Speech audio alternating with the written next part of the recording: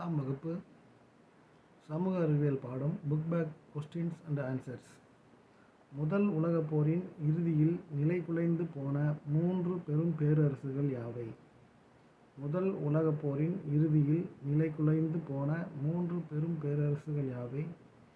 Germany, ஆஸ்திரிய-ஹங்கேரி, உத்துமானியர். Germany, ஆஸ்திரிய-ஹங்கேரி, உத்துமானியர். ஏகாதிபத்தியம் முதலாளித்துவத்தின் உச்சகட்டம் என கூறியவர் யார்? ஏகாதிபத்தியம் முதலாளித்துவத்தின் உச்சகட்டம் என கூறியவர் யார்?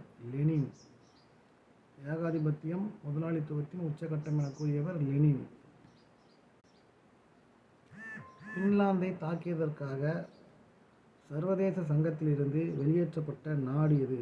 பின்லாந்தை தாக்கியதற்காக சர்வதேச சங்கத்திலிருந்து வெளியேற்றப்பட்ட நாடு எது? ரஷ்யா.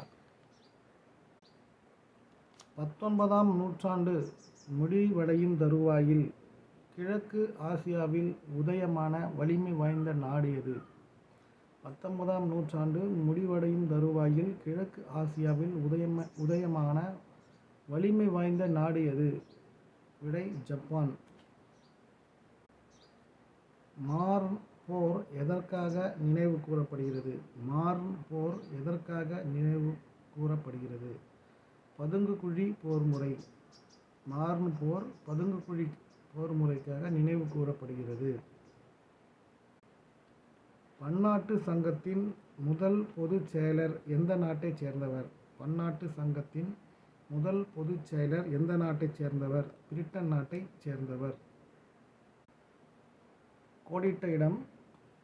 டேசாம் ஆண்டில் ஜப்பான் சீனாவுடன் வலுக்கட்டாயமாக போரிட்டது?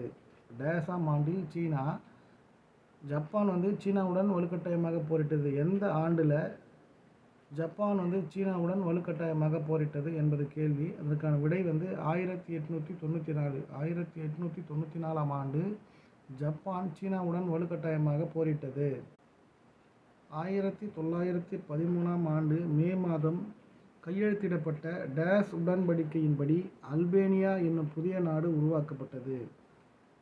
1913ஆம் ஆண்டு மே மாதம் கையெழுத்திடப்பட்ட லண்டன் உடன்படிக்கையின்படி அல்பேனியா என்னும் புதிய நாடு உருவாக்கப்பட்டது. டேஸ் ஆண்டில் ஜப்பான் இங்கிலாந்துடன் நட்பிணை ஒப்பந்தம் செய்து கொண்டது? டேஸ் ஆண்டில் ஜப்பான் இங்கிலாந்துடன் நட்பிணை ஒப்பந்தம் செய்து கொண்டது? 1902ஆம் ஆண்டு ஜப்பான் இங்கிலாந்துடன் நட்பிணை ஒப்பந்தம் செய்து கொண்டது.